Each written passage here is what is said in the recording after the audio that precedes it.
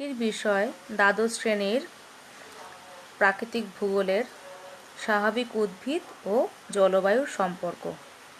এটা ফার্স্ট পার্টটা পড়াচ্ছি, আরও দুটো পার্ট আছে, সেটা আরও নেক্সট দুদিনে পড়াবো। প্রথমে দেখি স্বাভাবিক উদ্ভিদ। স্বাভাবিক উদ্ভিদ কাকে বলছে? মানুষের কোনো রকম চেষ্টা বা হস্তক্ষেপ ছাড়াই যখন উদ্ভিদ প্রধানত জলবায়ু, মাটির ভূপ্রকৃতি, এই সমস্ত কারণের জন্য নিজে থেকেই জন্মগ্রহণ করে আর বিকশিত হয় আর নিজস্ব প্রাকৃতিক বাসস্থান গড়ে তুলতে পারে, সেই সমস্ত উদ্ভিদকে বলা হচ্ছে স্বাভাবিক উদ্ভিদ। ছবিটা দেখে বোঝা যাচ্ছে এইসব গাছগুলো কিন্তু সচরাচর মানুষ লাগায় না, এগুলো প্রকৃতিতে আপনাতেই হয়ে যায়।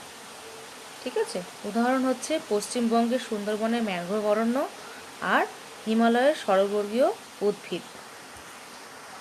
এবার দেখি যে স্বাভাবিক উদ্ভিদের উপরে জলবায়ুর কেমন কেমন প্রভাব রয়েছে, সেইগুলো পয়েন্ট ওয়াইজ পড়ব। প্রথমেই দেখে নেব সূর্যালোক। সূর্যালোক কীভাবে প্রভাবিত করছে উদ্ভিদের বৃদ্ধিকে। প্রথম পয়েন্ট দেখো কি বলছে, আলোর তীব্রতা অর্থাৎ ইন্টেন্সিটি কতটা হবে তার উপর নির্ভর করে উদ্ভিদের ফুল, ফল, বীজ এইগুলোর উৎপত্তি কেমন হবে। উন্মুক্ত জায়গায় যখন আলোর তীব্রতা খুব বেশি হয় সেখানে বৃক্ষগুলো কিন্তু খুব স্থূল প্রকৃতির হয়, চড়া চড়া পাতা হয়, আর ঘন বনভূমিতে এদের পাতা কাণ্ড উভয়ই একটু লম্বা আর সরু হয়ে যায়, যেহেতু সেখানে অনেক বেশি পরিমাণে গাছপালা থাকে, তাই মানে কম্পিটিশন চলতে থাকে কে সবার থেকে উঁচু হবে। নেক্সট চলে আসছি আলোর প্রকৃতি বা আলোর নেচারটা কেমন। লাল, নীল, অতিবেগুনি রশ্মির দ্বারা উদ্ভিদের বৃদ্ধি আর বিকাশ প্রভাবিত হয়। 3 নম্বর পয়েন্ট হচ্ছে আলোর মানে সূর্যালোকের ডিউরেশন কতক্ষণ থাকছে। ডিউরেশনের উপর নির্ভর করছে ফুলটা কতটা প্রস্ফুটিত হবে, কতটা বড় হবে, ছোট হবে, সেটা উদ্ভিদের বন্টন কেমন হবে সেটাও নির্ভর করে। যে সমস্ত উদ্ভিদের ক্ষেত্রে দেখা যায় যে উদ্ভিদের ফুলটা দিনের দৈর্ঘ্য বেশি না হলে ফোটে না, সেই সমস্ত উদ্ভিদ উচ্চ অক্ষাংশে বা হাই ল্যাটিটিউড বা পাহাড়ের উঁচুতে হয়। অন্যদিকে যে সমস্ত গাছের ফুল খুব দ্রুত ফুটে যায় সে সমস্ত গাছ কিন্তু নিম্ন অক্ষাংশ অর্থাৎ আমাদের এরকম জায়গাতে দেখা যায়। তারপর 4 নম্বর পয়েন্ট কি বলছে, পত্ররন্ধ্রের সঞ্চালন বেশিরভাগ ক্ষেত্রেই আলোর উপর নির্ভরশীল। তাহলে প্রথম পয়েন্টটা বোঝা গেল সূর্যালোকের প্রভাবে কি কি হয়। প্রত্যেকটা অ্যাকর্ডিং টু পয়েন্ট বলতে হবে, তাহলে ভালো হবে। ঠিক আছে, নেক্সট চলে আসছি আলোকপ্রিয় এবং ছায়াপ্রিয় এই দু ধরনের উদ্ভিদের মধ্যে তুলনা করছি। আচ্ছা, আলোর প্রভাব পাতার আকৃতি, পাতার ফলক, পাতার ত্বক, পাতার রন্ধ্র আর সালোক সংশ্লেষ প্রক্রিয়া এই অনুযায়ী এখানে 6টা আছে, তুলনার বিষয় 6টা বিষয় উল্লেখ করেই দুটো লিখতে হবে। আমি জাস্ট উপর বলে দিচ্ছি, ভেতরে ডিটেলস যাচ্ছি না। আলোকপ্রিয় মানেই বেশি আলো হলে তাহলে কি হচ্ছে, উদ্ভিদের দেহকাণ্ড এক্ষেত্রে ব্যাহত হচ্ছে আর পরমধ্যগুলো খর্ব হয়, পাতার আকৃতি একটু ছোট ছোট হয়, আর সূর্যকিরণ প্রতিফলনে সক্ষম হয়। আর একটা ব্যাপার হচ্ছে পত্ররন্ধ্র পাতার নিচে থাকে, আর সালোকসংশ্লেষ প্রক্রিয়ার ক্ষেত্রে দুটো কোষের মধ্যবর্তী স্থান ছোট হয় এবং সালোকসংশ্লেষ প্রক্রিয়ার মানে ক্রিয়ার ক্ষেত্রে এরা সক্ষম হয়। এরা হচ্ছে আলোকপ্রিয়, মানে আলো হলে ভালো হয়। আর ছায়াপ্রিয় হতে যেগুলো ঘরে থাকতে ভালোবাসে, মানে যেগুলো ঘরে লাগিয়ে দিলেই হয়ে যায়, তবে ছায়াতে থাকলে ভালো হয় সেইগুলো ক্ষেত্রে। এটাই একটু এই পার্থক্যটা বই থেকে ম্যাচিং করে নিলে ভালো হয়। আমার একটু প্রবলেম মনে হচ্ছে দেখে, পয়েন্টগুলো একটু বই থেকে মিলিয়ে নেবে। নেক্সট চলে আসছি আলোক প্রেমী উদ্ভিদ আর আলোক বিদ্বেষী উদ্ভিদ এই দুটোর উদাহরণ। জবা দেখানো হয়েছে আলোক প্রেমী, আর ঘরে যেগুলো হয় সেগুলো হচ্ছে আলোক বিদ্বেষী। চলে আসছি নেক্সট তাপমাত্রার ভিত্তিতে উদ্ভিদের গোষ্ঠী। তাপমাত্রা মানেটা কি, এখানে কিন্তু সূর্যালোক নয়, কতটা টেম্পারেচার, মানে আমাদের যেমন মনে হয় না খুব গরম লাগছে, খুব শীত করছে, এরকম উদ্ভিদের ক্ষেত্রেও হচ্ছে। আর সেই অনুযায়ী মানে সেই তাপমাত্রার ভিত্তিতে রন কেয়ার বলে একজন আছেন উদ্ভিদবিদ, তিনি তাপমাত্রার সঙ্গে অভিযোজনের ভিত্তিতে পৃথিবীর উদ্ভিদ গোষ্ঠীকে 4টে ভাগে ভাগ করেছেন। নাম্বার 1 হচ্ছে মেগাথার্মস, প্রত্যেকটার নাম ভালো করে শুনবে। মেগাথার্মসের ক্ষেত্রে কী বলছে, এইগুলো অত্যাধিক তাপমাত্রাযুক্ত অঞ্চলে হয়, যেমন ব্রাজিল নাট, ওয়ালনাট, যদিও এই ছবিটা কিন্তু ব্রাজিল নাটের ছবি। আর এটা অনেক জায়গায় দেখা যায়, এই গাছটা এরকম গাছে বড় বড় ফল হয়ে থাকে আর এরকম ফুল হয়। যদি কেউ বেলুড় মঠে গিয়ে থাকে তাহলে সে দেখতে পাবে এই গাছটা সেখানে রয়েছে। এবার চলে আসছি মেসোথার্মস। মেসোথার্মস কি? মাঝারি ও তাপমাত্রাযুক্ত অঞ্চলে হয়, যেমন আমাদের এখানে বট, অশ্বত্থ, এই যে ছবিটা দিইনি, সব চেনা জায়গা। মানে মূলত ক্রান্তীয় আর উপক্রান্তীয় অঞ্চলে হয়। এটা হচ্ছে নিরক্ষীয় বৃষ্টি অরণ্য উদ্ভিদ, ব্রাজিল নাট। প্রত্যেকটার একটা করে উদাহরণ আর কেমন উষ্ণতায় হয় আর কোন অঞ্চলে হয় সেটা বললে ভালো হয়। মাইক্রোথার্মস নাতিশীতোষ্ণ অঞ্চলের উদ্ভিদ। আর হেকিস্টোথার্মস খুব ঠান্ডায় হয়, মস, লাইকেন এগুলো। আচ্ছা, এই পাশের ছবিটা হচ্ছে হেমলকের ছবি। ঠিক আছে, হেমলক গাছ মোটামুটি নাতিশীতোষ্ণ উষ্ণতায় হয়, যদিও আমাদের এখানেও হয় এই গাছটা, তবে শীতকালে ভালো হয়। এইবারে চলে আসছি বৃষ্টিপাত আর উষ্ণতা অনুযায়ী উদ্ভিদের শ্রেণীবিভাগ। যদিও বৃষ্টিপাতটা মানে অর্ধক্ষেপণের কী প্রভাব সেটা একটু পরে পড়বো, কিন্তু আগে নামগুলো বললাম তাই দেখাতেও সুবিধা হবে বলে এখানে দেখাচ্ছি। এই জায়গাটা একটু ভালো করে খেয়াল করো। এই আঁকাটা কিন্তু অবশ্যই খাতাতে এঁকে নেবে, কোনো বইতে পাওয়া যায় না, তাই এই আঁকাটা এঁকে নেওয়াটাই বেটার, পরে আঁকতে গেলে ভুলে যেতে হবে। মেগাথার্মস কি বলতে চাইছে, যে এই যুগ অংশ হচ্ছে মেগাথার্মস, মানে কি ওর বৃষ্টিপাত মোটামুটি 50 থেকে 150-র মধ্যে হলে ভালো হয় মেগাথার্মসের। আর উষ্ণতা সেক্ষেত্রে থাকে কত, মোর দ্যান 25, এই যে বোঝা যাচ্ছে, টু 40 ডিগ্রি সেলসিয়াসের মধ্যে মেগাথার্মসটা হয়। বোঝা গেল আমি কি বলতে চাইছি? এই চিত্র দেখে এইভাবে বোঝানো যাবে যে মেগাথার্মসের জন্য কতটা বৃষ্টিপাত লাগে, কতটা উষ্ণতা লাগে। মানে তোকে সিঙ্গেল সিঙ্গেল লিখতে হবে না যে এর জন্য এত বৃষ্টিপাত, ওর জন্য অত তাপমাত্রা লিখতে হবে না, ডিরেক্ট লিখে মানে এইভাবে ডিরেক্ট এঁকে দিলেই বোঝা হয়ে যাবে।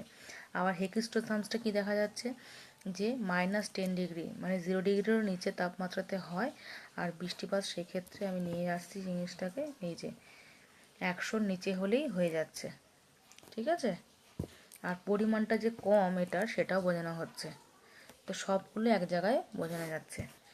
ছবিটা কিন্তু খুব ভালো, এটা এঁকে নেওয়াটাই জরুরি।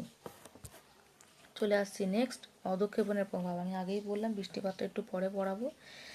এখানে দেখা যাচ্ছে যে গাছের যে শারীরবৃত্তি এবং অন্যান্য যে কাজ, সব ক্ষেত্রেই জল অপরিহার্য। বৃষ্টিপাত, তুষারপাত, শিলাবৃষ্টি সবই মাটির উপপৃষ্ঠীয় স্তরে জলটা জমা করতে সাহায্য করে। আচ্ছা, উপপৃষ্ঠীয় ব্যাপারটা হচ্ছে কি, আমরা যেমন পড়েছিলাম ভৌমজল। ভৌমজল হচ্ছে গ্রাউন্ড ওয়াটার, কিন্তু মাটির মানে আমরা যেখানে থাকছি তার ঠিক নিচে একটু মানে খুঁড়লে কিন্তু জল উঠে আসে, সেইটাকে বলা হয় উপপৃষ্ঠীয় জল।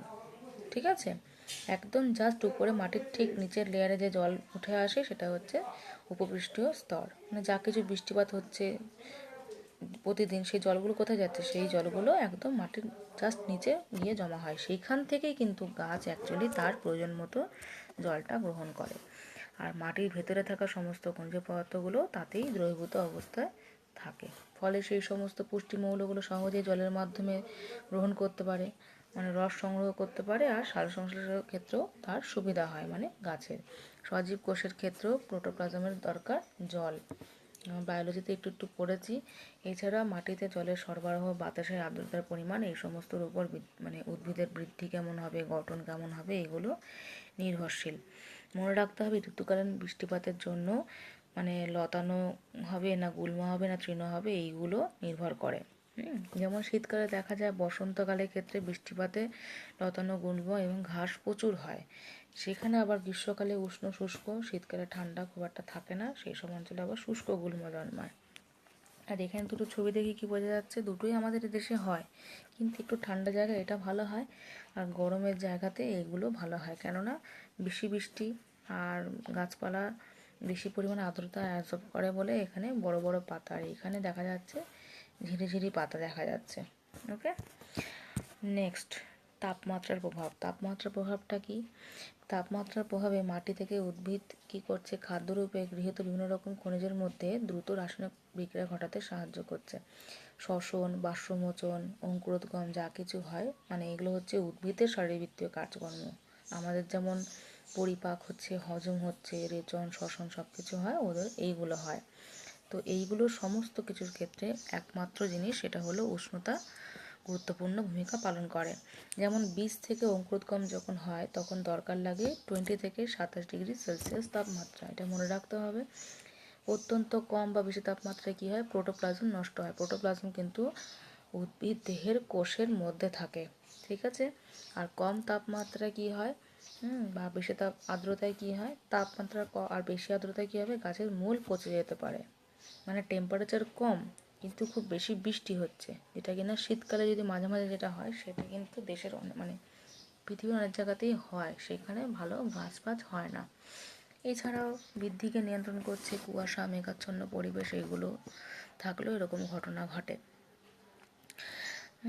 এই হলো কথা। আর কি নিচের লাইনটা দেখো কি লেখা আছে, যে বাষ্পীভবন হ্রাস পেলে গাছের জলত্যাগের পরিমাণ কমে যায়। মানে কি, বাষ্পীভবন কমে যাওয়া মানে গাছ কম জল ছাড়ছে, ঠিক আছে, তাহলে গাছের জলত্যাগের পরিমাণটা কমে যাচ্ছে। তাপমাত্রা যদি কমে যায় মানে শীতকালের দিকে যত আসবে তত উদ্ভিদের কাজকর্মও কমে যায়। তাই দেখা যায় নাতিশীতোষ্ণ অঞ্চলে শীতকালকে উদ্ভিদের বিশ্রামকাল বলে। এখানে উপরে কিন্তু দু রকম ছবি দিয়েছি। একটা ছবি দিয়েছি বরফের মধ্যে গাছ হয়েছে, তাহলে এটা কোথায়, একদম তুন্দ্রা অঞ্চল, সাইবেরিয়ানেরও উপরে। সেখানে কত শারীরবৃত্তীয় কাজ কম হয় আর কত ছোট ছোট ঘাস হয়েছে। আর এটা দেখা যাচ্ছে একটা আমের আঁটি থেকে আম গাছ হচ্ছে, তাহলে অর্থাৎ এখানে তাপমাত্রাটা হাই, তাই জন্যই কিন্তু এই যে 20 থেকে 27 ডিগ্রি সেলসিয়াস তাপমাত্রা হয় বলেই বা তার বেশি হয় বলেই এটা হচ্ছে, ঠিক আছে। নেক্সট চলে আসছি বায়ু প্রবাহের প্রভাব। বায়ু প্রবাহ কীভাবে এফেক্ট করছে দেখি। বেশি যদি আর্দ্র বাতাস হয় তাহলে কী হবে, বাষ্পীভবন আর প্রস্বাদনের হারকে কমিয়ে দেবে। সেক্ষেত্রে হবে কি, প্রচুর বৃষ্টিপাত ঘটার সম্ভাবনা থেকে যাবে, যেমন এখন হচ্ছে। আর কি, শুষ্ক বাতাসও চলাচল বেশি হলে বাষ্পীভবনও বেশি হবে, মাটি হয়ে যাবে শুকনো, জলের ঘাটতি শুরু হবে। বাতাস যদি শুষ্ক হয়ে যায় তাহলে কি হবে, শারীরবৃত্তীয় যে সমস্ত কার্যকলাপ, গাছের প্রশোধন ক্রিয়া, সেসব বেড়ে যাবে। ফলে কোষের মধ্যে রসস্ফীতির চাপ হ্রাস পাবে, কোষের বৃদ্ধিটাও ব্যাহত হবে, উদ্ভিদটা হবে আকারে ছোট, ঠিক আছে। বায়ুর গতিবেগের জন্য দেখা যায় গাছের যে কচি কচি অংশ, যেমন শাখা পোশাখা পাতা, এগুলো আস্তে আস্তে কুঁকড়ে যায়। বায়ুবাহিত বালি, কাঁকড়, কোয়ার্টজ, এগুলোর আঘাতে উদ্ভিদের মূল, মুকুল, এগুলোর ক্ষতি হয়। তাহলে আমি তো ছবি দ্বারা বুঝতেই পারছি কি বোঝাতে চাইছে। তাও এই পয়েন্টটা দেখো, প্রবল বেগে বায়ু যদি প্রবাহিত হয় তাহলে যান্ত্রিক এবং প্রত্যক্ষ প্রভাব পড়ে উদ্ভিদের উপর। সেক্ষেত্রে গাছ উৎপাটিত হতে পারে, মানে একদম উপরে চলে যেতে পারে, গাছের শাখা প্রশাখা ভেঙে যেতে পারে, ক্রমান্বয়ে এক পাশে হেলে গিয়ে বক্র গঠনযুক্ত হতে পারে। এই যেমন এটা দেখিয়েছি, কেমন বেঁকে গেছে গাছটা দেখা যাচ্ছে। আর শাখা প্রশাখাগুলো কীভাবে অনিয়মিতভাবে যে হচ্ছে সেটাও বোঝা যাচ্ছে, তাই তো। এই হলো গিয়ে কথা, বায়ু প্রবাহের প্রভাবটা উদ্ভিদের বৃদ্ধিতে কীভাবে প্রভাবিত করে সেটাই বললাম। এইবারে নতুন একটা জিনিস, সেটা হলো ক্লাসিফিকেশন অফ প্ল্যান্টস বা উদ্ভিদের শ্রেণীবিভাগ। এইখানে দেখা যাচ্ছে একটা এমসিকিউ, সেটা হলো গিয়ে কে এই উদ্ভিদের ক্লাসিফিকেশন করেছে, যার নাম হচ্ছে ওয়ার্মিং, কত সাল, 1895। তিনি একজন ইকোলজিস্ট। ওকে, ভাগ করেছে কত ভাগে দেখি, 4টে ভাগে। জলজ উদ্ভিদ বা হাইড্রোফাইট, অবশ্যই ইংলিশ নামগুলো মনে রাখতে হবে কারণ এখান থেকে চাকরি পরীক্ষার প্রশ্ন আসে। জেরোফাইট বা জাঙ্গল ভুলে গেলেও হবে, কিন্তু জেরোফাইট ভুললে হবে না।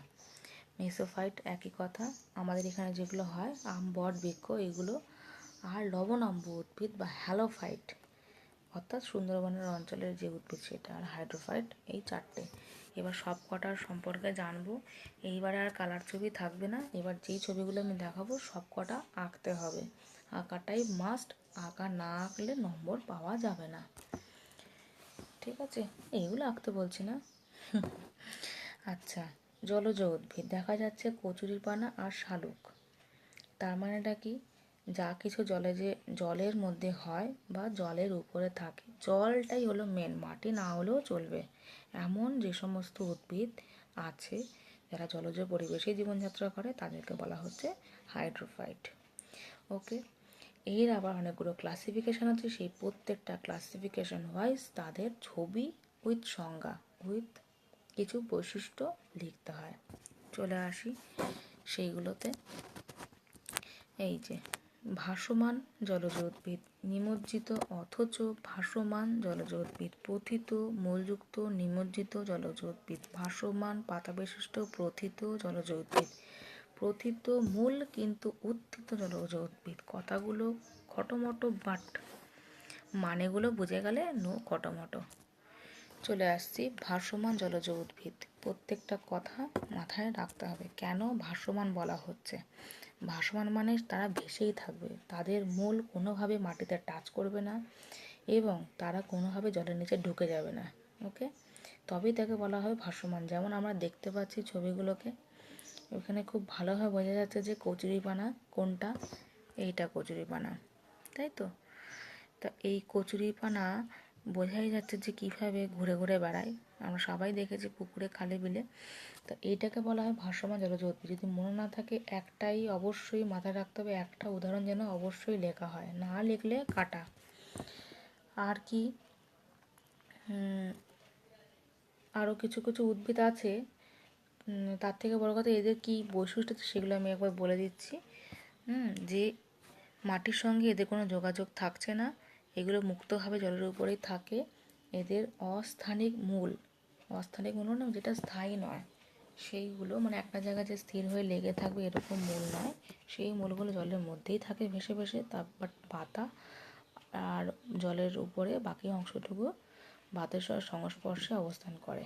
ওকে, আর কি মানে যে অন্তঃকোষের জায়গাটা বায়ুপূর্ণ থাকার জন্য এরা জলে ভেসে থাকতে পারে। যদি কোনো সুযোগ হয় কচুরিপানাটাকে একটু হাত দিয়ে ধরে দেখলে ভালো হয়, একটা ফাঁপা অংশ থাকে, তার জন্যই কিন্তু ওরা ভেসে থাকতে পারে। মানে এই পোর্শনটা ঠিক আছে, এটা যদি চিপে দেখা হয় ভেতরটা ফাঁপা থাকে, কিছুই থাকে না। ওকে, আরও উদ্ভিদ আছে প্ল্যান্টন, সার গাছম, ওগুলো না মনে রাখলেও হবে, কিন্তু 2-3টে মনে রাখলে বা একটা অন্তত মনে রাখলেই যথেষ্ট। নেক্সট চলে আসছি নিমজ্জিত অথচ ভাসমান। এটার কথা মানে কি? মানে একটাই যে এটাও আঁকতে হবে, এটা কিন্তু ঝাঁঝি। যারা ঝিলে পুকুরে খালে বিলে চান করতে নামে তারা হচ্ছে এই সব কটাই দেখেছে, সবগুলোই নাম তাদের আর মুখস্থ করতে হয় না, এমনিই পারে বলতে।